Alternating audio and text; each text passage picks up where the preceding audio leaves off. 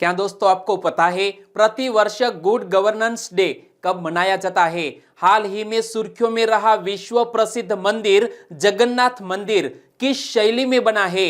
और आपने कॉन्स्टिट्यूशन पढ़ा है तो संघ सूची, राज्य सूची या समवर्ती सूची, लेकिन यह तीनों सूचियों में विद्युत किस सूची का विषय है? ऐसे ही 13 बड़ी खबरों को कवर करते हुए हमने आज का बोले तो 25 दिसंबर का करंट अफेयर का वीडियो तैयार किया है।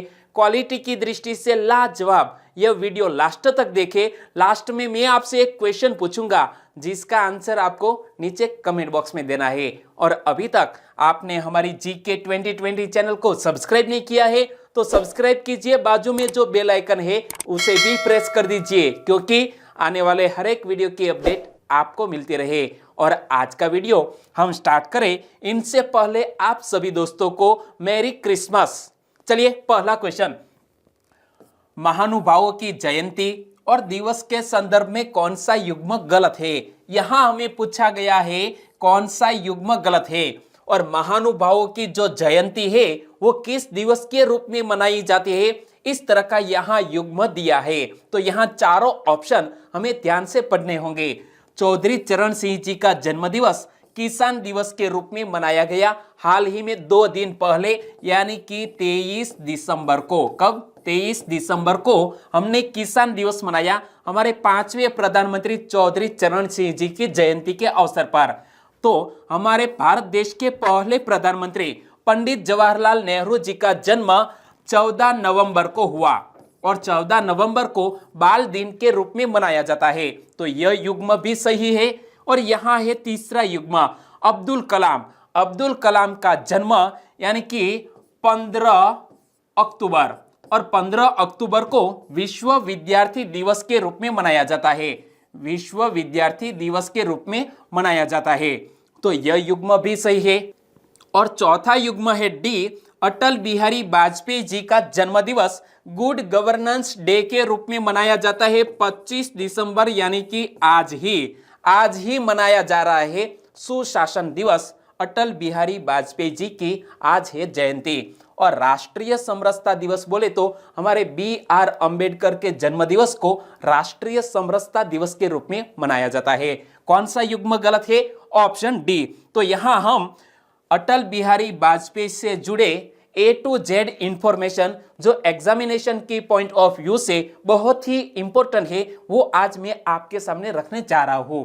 अटल बिहारी वाजपेयी जी, अटल बिहारी वाजपेयी जी का जन्म कब और कहां हुआ था?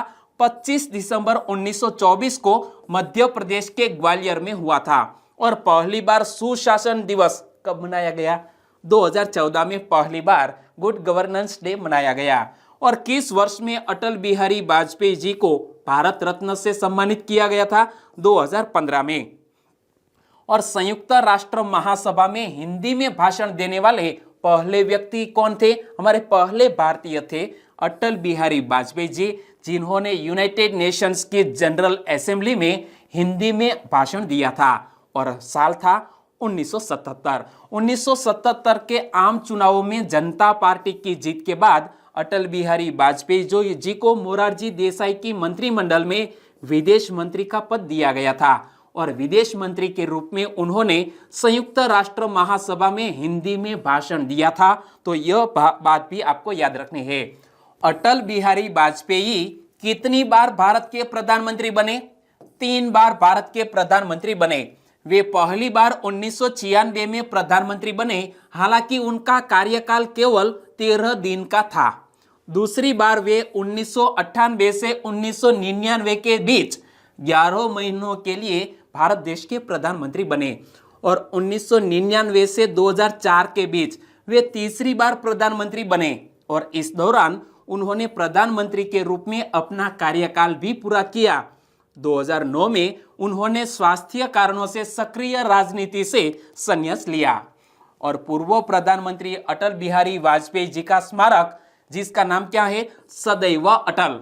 तो सदैव अटल उनके 94वें जन्म दिवस के अवसर पर राष्ट्र को समर्पित किया गया। और दोस्तों इसी तरह हर क्वेश्चन से जुड़े इंपॉर्टेंट फैक्ट मैं आपके सामने रखता हूं। हमारा यह तरीका आपको अच्छा लगता है लाइक करना मत भूलिएगा। दूसरा क्वेश्चन है आपकी स्क्रीन पर, पीएम किसान सम्मान निधि योजना के अंतर्गत प्रति वर्ष लाभार्थी किसानों को कितने हजार रुपये दिए जाते हैं? यहां हमें पूछा गया है प्रति वर्ष जो सीमांत और छोटे किसान है उनके बैंक अकाउंट में प्रति वर्ष केंद्र सरकार 6,000 रुपया जमा कराती है। यानी कि इस क्वेश्चन का सही आंसर है ऑप्शन डी। और प्रति किस्त शब्द आए तो प्रति किस्त में 2,000 रुपये और इसी तरह 3 किस्तों में 6,000 रुपये छोटे और सीमांत किसानों के बैंक अकाउंट में डालते हैं। प्रधानमंत्री नरेंद्र मोदी पीएम किसान सम्मान निधि योजना के अंतर्गत वित्तीय लाभ की अगली किस्त 25 दिसंबर को यानी कि आज ही वर्चुअल माध्यम से जारी करेंगे। 9 करोड़ से अधिक लाभार्थी किसान परिवारों के खातों में 18,000 करोड़ रुपए से अधिक की राशि अंतरित की जाएगी आज ही के दिन। और इसीलिए यह क्वेश्चन करंट अफेयर में आया, यह योजना करंट अफेयर में आई। प्रधानमंत्री किसान सम्मान निधि योजना एक केंद्रीय क्षेत्र की योजना है जिसकी शुरुआत प्रधानमंत्री श्री नरेंद्र भाई मोदी द्वारा 24 फरवरी 2019 को लघु एवं सीमांत किसानों के आर्थिक सहायता प्रदान करने के उद्देश्य से की गई थी। और प्रधानमंत्री किसान सम्मान निधि योजना का वित्त पोषण किसके द्वारा किया जाता है? केंद्र सरकार के द्वारा। और इस योजना पर अनुमानतः 75,000 करोड़ रुपए की वार्षिक व्यय आएगी केंद्र सरकार को। तीसरा क्वेश्चन, हाल ही में सुर्खियों में रहा हवाई प्रांत किस महासागर के मध्य में स्थित एक प्रांत है? सुर्खियों में रहा है यह हवाई प्रांत, यहां पर नहीं दोस्तों, यहां पर है यह हवाई प्रांत। और हवाई प्रांत है ना, वो प्रशांत महासागर के मध्य में स्थित एक प्रांत है। यानी कि इस क्वेश्चन का सही आंसर है प्रशांत महासागर। और यहां आप मैप में देखिए कि यहां अमेरिका और एशिया और ऑस्ट्रेलिया को अमेरिका से अलग कौन करता है? प्रशांत महासागर। और यहां सुर्खियों में रहा है यह हवाई प्रांत। तो सुर्खियों में क्यों रहा? तो देखो, हाल ही में हवाई के बिग आइलैंड के किलाउआ ज्वालामुखी में विस्फोट होने के कारण 4.4 तीव्रता का भूकंप आया। और यहां आप देख सकते हैं जो विस्फोट हुआ कहां पर हुआ? तो यह है दोस्तों प्रशांत महासागर में स्थित हवाई द्वीप। और यहां पर यह किलाउआ ज्वालामुखी में विस्फोट हुआ और यहां पर अर्थक्वेक आया। तो यहां आप देख सकते हैं यह जो हमारा पृथ्वी का उत्तर गोलार्ध है और दक्षिण गोलार्ध है। तो यहां जो हमारा प्रशांत महासागर है वो या बीच वाली जो लाइन है हमारी भूमध्य रेखा, उनको उत्तरी प्रशांत महासागर और दक्षिण प्रशांत महासागर 2 सागर में विभाजित करती है यह बीच वाली लाइन।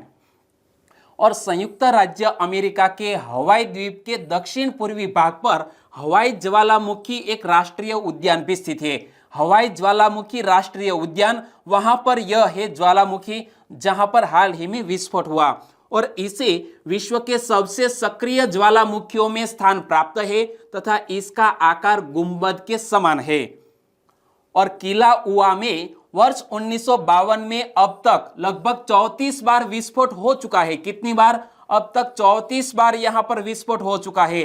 दोस्तों यहां जो द्वीपीय ज्वालामुखी आप देखते हैं वो है भारत का बैरन द्वीप। क्या है? यह हमारे अंडमान निकोबार में स्थित है हमारा बैरन द्वीप और वो हमारा भारत देश का एकमात्र सक्रिय ज्वालामुखी है। तो यह फैक्ट भी आपको याद रखना है, बैरन द्वीप अंडमान निकोबार द्वीप समूह पर और भारत का एकमात्र सक्रिय ज्वालामुखी। चौथा क्वेश्चन, विद्युत संविधान की 7वीं अनुसूची के तहत किस सूची का विषय है? दोस्तों आपने कहीं कॉन्स्टिट्यूशन पढ़ा है तो इसमें यह हमारा जो 7वां शेड्यूल है इसमें कुछ सब्जेक्ट तय किए गए हैं और इस सब्जेक्ट में कुछ ऐसे सब्जेक्ट जिस पर अधिनियम बनाती है हमारी केंद्र सरकार, कुछ ऐसे सब्जेक्ट जिस पर अधिनियम बनाती है राज्य सरकार और कुछ ऐसे सब्जेक्ट जो राज्य सरकार और केंद्र सरकार दोनों अधिनियम बनाती है। लेकिन यदि केंद्र सरकार कोई अधिनियम यानी कि एक्ट पारित करती है तो राज्य का एक्ट निरस्त हो जाता है। तो यह विद्युत है वो समवर्ती सूची का विषय है, सब्जेक्ट है। यानी कि इस क्वेश्चन का सही आंसर है ऑप्शन सी। और हाल ही में यह इलेक्ट्रिक सुर्खियों में क्यों आया? हाल ही में केंद्र सरकार द्वारा विद्युत यानी कि उपभोक्ताओं के अधिकार नियम 2020 को अधिसूचित किया गया है, जो देश में उपभोक्ताओं को विद्युत की विश्वसनीय एवं निरंतर आपूर्ति तक पहुंच की सुविधा प्रदान करेगा। और विद्युत संविधान की 7वीं अनुसूची के तहत समवर्ती सूची का विषय है और केंद्र सरकार के पास इस पर कानून बनाने की शक्ति तथा अधिकार है।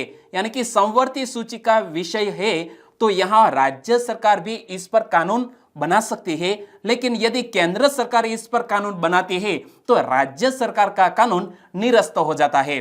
और आपने यूनियन लिस्ट, को करंट लिस्ट और स्टेट गवर्नमेंट की लिस्ट है, उन पर जो सब्जेक्ट है वो भी आपको याद रखने हैं। और भारतीय संविधान की 7वीं अनुसूची राज्यों और संघ के मध्य के अधिकारों को उल्लिखित करती है और इसमें 3 सूचियां है। एक है संघ सूची, दूसरी है राज्य सूची और तीसरी है समवर्ती सूची।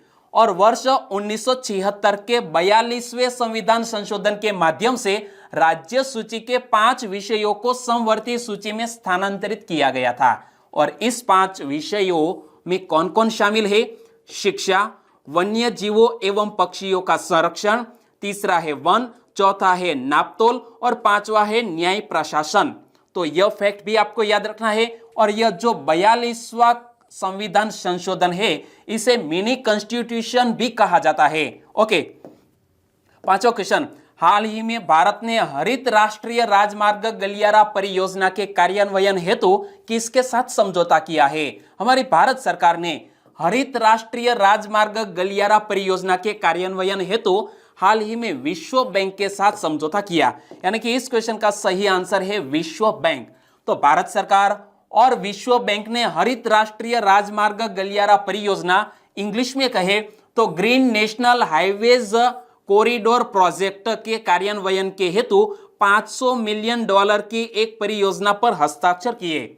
और बात करते हैं विश्व बैंक के, तो वर्ष 1944 में अमेरिका के न्यू हैम्पशायर में ब्रिटेन वुड्स सम्मेलन के दौरान अंतरराष्ट्रीय पुनर्निर्माण और विकास बैंक यानी कि international bank for reconstruction and development, short में बोले तो IBRD की स्थापना की गई थी। और यह IBRD ही आखिर में बनी विश्व बैंक। तो अंतरराष्ट्रीय पुनर्निर्माण और विकास बैंक को ही विश्व बैंक कहा जाता है। और यह फैक्ट तो मैंने आपको कई बार बताए, आपको याद है तो मेरे साथ साथ बोलिए। विश्व बैंक का उद्देश्य क्या है? सदस्य राष्ट्रों को पुनर्निर्माण और विकास के कार्यों में आर्थिक सहायता देना। विश्व बैंक का हेडक्वार्टर कहां पर स्थित है? अमेरिका के वॉशिंगटन DC में। विश्व बैंक की स्थापना कब हुई? जुलाई 1944 में। विश्व बैंक के प्रेजेंट टाइम के प्रेसिडेंट कौन है? David Malpass. और विश्व बैंक के MD एंड CFO यानी कि चीफ फाइनेंशियल ऑफिसर कौन है? हमारे भारतीय मूल की अंशुला कांत। और विश्व बैंक किस सिद्धांत पर कार्य करता है? Working for a world free of poverty यानी कि विश्व को गरीबी से मुक्ति दिलाने हेतु विश्व बैंक कार्य करता है। 6ठा क्वेश्चन, हाल ही में दुनिया भर के वैज्ञानिकों और शोधकर्ताओं के लिए विश्व के सबसे बड़े रेडियो टेलीस्कोप को खोलने की घोषणा किसने की है? दुनिया के वैज्ञानिकों और शोधकर्ताओं के लिए दुनिया का सबसे बड़ा रेडियो टेलीस्कोप खोलने की घोषणा चीन देश ने की। यानी कि इस क्वेश्चन का सही आंसर है चीन देश। और यहां आप देख सकते हैं दुनिया का सबसे बड़ा यह है रेडियो टेलीस्कोप। तो पुर्टो रिको द्वीप पर स्थित अरेसीबो वेधशाला के पतन के बाद चीन ने दुनिया भर के वैज्ञानिकों और शोधकर्ताओं के लिए विश्व के सबसे बड़े रेडियो टेलीस्कोप को खोलने की घोषणा की है। चीन के दक्षिण पश्चिम प्रांत गुइजोव के पिंगटांग काउंटी में स्थापित चीन का 500 मीटर एपर्चर गोलाकार टेलीस्कोप 500 मीटर एपर्चर स्पेरिफिकल टेलीस्कोप यानी कि फास्ट विश्व का सबसे बड़ा रेडियो टेलीस्कोप है, जिसका निर्माण कार्य वर्ष 2016 में पूरा किया गया था। और यदि क्वेश्चन पूछ लिया जाए FAST, इसका पूरा नाम क्या होता है? 500 meter aperture spherical telescope, FAST का पूरा नाम है। और जब बात करते हैं चीन देश के, चीन की कैपिटल का नाम है बीजिंग, चीन की करेंसी है रेनमिनबी, चीन के राष्ट्रपति है शी जिनपिंग और चीन का केंद्रीय बैंक का नाम है पीपुल्स बैंक ऑफ चाइना। और भारत और चीन के बीच जो यह डिवाइडिंग लाइन है इसका नाम क्या है? आपको याद है तो नीचे कमेंट बॉक्स में बताना मत भूलिएगा, मैंने कई बार बताया है। सातवां क्वेश्चन, हाल ही में सुर्खियों में रहा प्रसिद्ध जगन्नाथ मंदिर का निर्माण किस शैली में किया गया है? इमेज में देख सकते हैं ओडिशा के पुरी शहर में स्थित यह जगन्नाथ मंदिर हाल ही में सुर्खियों में क्यों आया? क्योंकि 9 महीने बाद फिर से यात्रियों के लिए और श्रद्धालुओं के लिए खोल दिया गया है जगन्नाथ मंदिर। और खास तौर पर क्लास 1-2 की एग्जामिनेशन में पूछ लिया जाता है कि इस मंदिर का निर्माण किस शैली में हुआ है, तो यह कलिंग शैली में बना है यह जगन्नाथ मंदिर। ओडिशा के पुरी में विश्व प्रसिद्ध जगन्नाथ मंदिर श्रद्धालुओं के लिए फिर से खुल गया है और कोरोना वायरस महामारी के कारण 9 महीने तक बंद रहने के बाद अब मंदिर में श्रद्धालु भगवान जगन्नाथ के दर्शन कर सकेंगे। लेकिन जब बात करते हैं यह महत्वपूर्ण मंदिर की, तो पुरी का श्री जगन्नाथ मंदिर एक हिंदू मंदिर है जो भगवान जगन्नाथ यानी कि श्री कृष्ण को समर्पित है और यह भारत के ओडिशा राज्य के तटवर्ती शहर पुरी में स्थित है। और जगन्नाथ शब्द का अर्थ क्या होता है? जगत के स्वामी, इस तरह का मीनिंग होता है। और भगवान जगन्नाथ की नगरी ही जगन्नाथपुरी या पुरी कहलाती है और पुरी में प्रति वर्ष यह रथ यात्रा भी निकाली जाती है। तो इस मंदिर का वार्षिक रथ यात्रा उत्सव पूरे विश्व में प्रसिद्ध है और यह मंदिर वैष्णव परंपराओं और संत रामानंद से जुड़ा हुआ है। वर्तमान मंदिर के निर्माण कार्य को कलिंग राजा अनंत वर्मन चौड़गंगदेव ने आरंभ कराया था। तो यह बात भी याद रखनी है कि मंदिर का निर्माण किसने करवाया। और दिन के किसी भी समय जगन्नाथ मंदिर के मुख्य शिखर की कोई परछाई ही नहीं बनती। यहाँ जो आप देख सकते हैं तो यह जगन्नाथ मंदिर के जो शिखर है उनकी परछाई पूरे दिन में कभी भी नहीं बनती। तो यह बात भी आपको याद रखनी है। 8वां क्वेश्चन, हाल ही में राष्ट्रीय उपभोक्ता दिवस कब मनाया गया? प्रति वर्ष नेशनल कंज्यूमर डे मनाया जाता है 24 दिसंबर को, यानी कि कल ही मनाया गया 24 दिसंबर को नेशनल कंज्यूमर डे। और 24 दिसंबर को राष्ट्रीय उपभोक्ता दिवस क्यों मनाया जाता है? क्योंकि 24 दिसंबर सन 1986 को उपभोक्ता संरक्षण अधिनियम विधेयक पारित हुआ था। और राष्ट्रीय उपभोक्ता दिवस मनाने का उद्देश्य क्या है? उपभोक्ता की उसके अधिकारों एवं जिम्मेदारियों के प्रति जागरूकता बढ़ाना। और विश्व उपभोक्ता दिवस प्रति वर्ष कब मनाया जाता है? 15 मार्च को मनाया जाता है। नेशनल नहीं बल्कि international consumer right day. Okay, कब? 15 मार्च को प्रति वर्ष। 9वां क्वेश्चन, सुर्खियों में रहा national capital territory of Delhi law नामक कानून कब बना था? हाल ही में सुर्खियों में रहा है यह national capital territory of Delhi law कानून और यह बना था 2011 में। यानी कि इस क्वेश्चन का सही आंसर है ऑप्शन ए 2011। और सुर्खियों में क्यों आया? क्योंकि मंत्रिमंडल ने राष्ट्रीय राजधानी क्षेत्र दिल्ली के नियमावली में विशेष प्रावधान को 3 वर्ष बढ़ाने के लिए एक अध्यादेश को मंजूरी दी है और अब राष्ट्रपति जी के मंजूरी के बाद लागू हो जाएगा। और 2011 में कानून बना था national capital territory of Delhi law. ये 2014 में समाप्त हुआ। हमने यानी कि केंद्र सरकार ने 2014 में इसको 3 साल तक के लिए आगे बढ़ाया, यानी ज्यादा मदद की दी और 3 साल अब यानी कि 2020 तक, 2014 के बाद 2017 तक और 2017 से लेकर 2020 तक इसको बढ़ाया गया और हाल ही में इसको आगे बढ़ाया जाएगा। 10वां क्वेश्चन, हाल ही में भारत ने किसके साथ रक्षा, पेट्रोकेमिकल और परमाणु ऊर्जा जैसे क्षेत्रों में 7 समझौते पर हस्ताक्षर किए? हाल ही में भारत और वियतनाम के बीच एक आभासी शिखर सम्मेलन आयोजित हुआ और इस शिखर सम्मेलन में 7 समझौते पर हस्ताक्षर किए गए भारत और वियतनाम के बीच। तो हाल ही में भारत और वियतनाम ने अपने आभासी शिखर सम्मेलन के दौरान रक्षा, पेट्रोकेमिकल और परमाणु ऊर्जा जैसे क्षेत्रों में 7 समझौते पर हस्ताक्षर किए और अपनी विकास साझेदारी को बढ़ाने पर सहमति व्यक्त की। तो किसके साथ आयोजित किया? वियतनाम के साथ यह वर्चुअल तरीके से सम्मेलन आयोजित हुआ। और यहाँ आप देख सकते हैं वियतनाम को, तो यह है जो आप देख रहे हैं, यह है वियतनाम। वियतनाम की कैपिटल का नाम है हनोई और वियतनाम की करेंसी है डोंग। वियतनाम के राष्ट्रपति कौन है? गुयेन फू त्रोंग, जो इमेज में देख सकते हैं, और वियतनाम के प्रधानमंत्री जिन्होंने हाल ही में इस शिखर सम्मेलन में हिस्सा लिया, उनका नाम है गुयेन तन जुंग। और वियतनाम और भारत के बीच एक सैन्य अभ्यास भी आयोजित किया जाता है जिसका नाम है विंडबैक्स। विंडबैक्स भारत और वियतनाम की सेनाओं के बीच होने वाला एक सैन्य अभ्यास है, वो भी आपको याद रखना। 11वां क्वेश्चन, हाल ही में किस संस्थान के वैज्ञानिकों की एक टीम ने इनोवेट फॉर एसडीजी नवाचार प्रतियोगिता जीती? हाल ही में आईआईटी दिल्ली के वैज्ञानिकों की एक टीम ने innovate for sustainable development goal innovation competition जीत ली है, यानी कि इस क्वेश्चन का सही आंसर है आईआईटी दिल्ली। हाल ही में आईआईटी दिल्ली के वैज्ञानिकों की एक टीम ने प्लांट आधारित मॉक एग के नवाचार के लिए यूनाइटेड नेशन डेवलपमेंट प्रोग्राम यानी कि यूएनडीपी एक्सेलरेटर लैब इंडिया द्वारा आयोजित एक नवाचार प्रतियोगिता जिसका नाम था इनोवेट फॉर एसडीजी, वो जीत लिया है आईआईटी दिल्ली के वैज्ञानिकों ने। और UNDP accelerator lab India Bharat में कुछ प्रमुख मुद्दों जैसे कि वायु प्रदूषण, सतत जल प्रबंधन आदि का समाधान नवाचारों के माध्यम से करने की कोशिश कर रही है।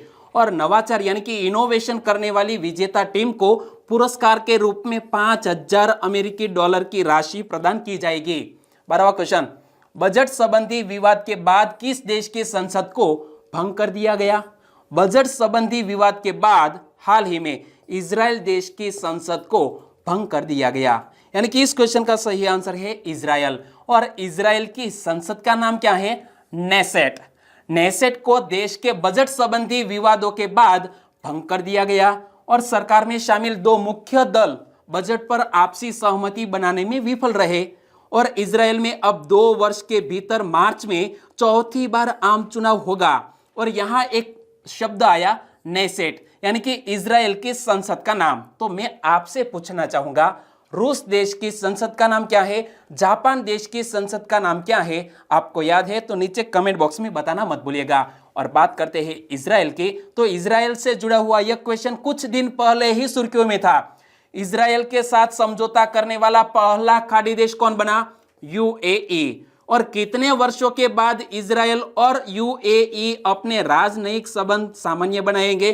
तकरीबन 49 साल बाद यूएई और इजराइल के बीच इस तरह का एक समझौता हुआ है। और पहला यहूदी देश इजराइल अस्तित्व में कब आया? 14 मई 1948 को। और इजराइल की करेंसी क्या है? इजरायली नई शेकेल। और मुद्रा का उत्पादन इजराइल में ना होकर दक्षिण कोरिया में होता है क्योंकि देश में कोई टकसाल ही नहीं है। और इजराइल की कैपिटल का नाम क्या है? यरूशलेम। और इजराइल में दोस्तों एक शहर की स्ट्रीट का नाम हमारे भारत देश के किस महानुभाव के नाम पर रखा गया है? वो भी मैंने आपको बताया था, आपको याद है तो वो आप बताना। 13वां क्वेश्चन, किसी एक क्लब की तरफ से सर्वाधिक गोल करने का पहले का रिकॉर्ड किसने तोड़ा? दोस्तों मैंने 22 दिसंबर को यह क्वेश्चन बताया था कि गोल की बराबरी की थी, लेकिन अब उसी खिलाड़ी ने विश्व के सबसे प्रसिद्ध फुटबॉलर पेले के जो गोल करने का रिकॉर्ड है वो तोड़ दिया है।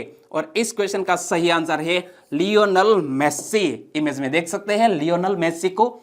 दिग्गज फुटबॉलर लियोनेल मेसी ने एक और रिकॉर्ड अपने नाम कर लिया है। और लियोनेल मेसी ब्राजील के मशहूर फुटबॉलर पेले के रिकॉर्ड से आगे निकल गए हैं। लियोनेल मेसी बार्सिलोना के लिए 644 गोल कर चुके हैं और इससे पहले पेले ने ब्राजील के सांतोस क्लब के लिए 643 गोल किए थे, यानी कि पेले के 643 गोल और लियोनेल मेसी के 644 गोल, यानी कि किसी एक टीम में रहते हुए सर्वाधिक गोल करने का रिकॉर्ड हो गया है लियोनेल मेसी के नाम। और जनवरी 2018 में मेसी यूरोप की शीर्ष लीग में 366 गोल करके गर्ड मुलेर के बुंदेसलीगा में किए गए 365 गोल की रिकॉर्ड की बराबरी की और बाद में तोड़ दिया। और मेसी ने इससे पहले 2012 में 86 गोल करके मुलेर के एक साल में सर्वाधिक गोल करने के रिकॉर्ड को भी तोड़ दिया था लियोनेल मेसी ने। और अब बात करते हैं लास्ट वीडियो के क्वेश्चन की। लास्ट वीडियो में मैंने आपसे क्वेश्चन पूछा था, नेशनल ग्रीन ट्रिब्यूनल ने किस नदी के बाढ़कृत मैदान के क्षेत्रों की पहचान के लिए एक उच्च स्तरीय समिति का गठन किया है?